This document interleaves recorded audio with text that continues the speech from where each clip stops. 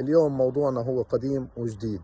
اللي أهالي دائما بيسألونا متى لازم أنا أستأصل اللوز لابني أو اللحميات. عشان تعرفوا تعالوا معي أحكي لكم. أول سبب نستأصل فيه اللوز هو إذا كان الالتهاب متكرر 6 مرات في السنة أو 4 مرات، أو كان الطفل بتعب منهم كتير.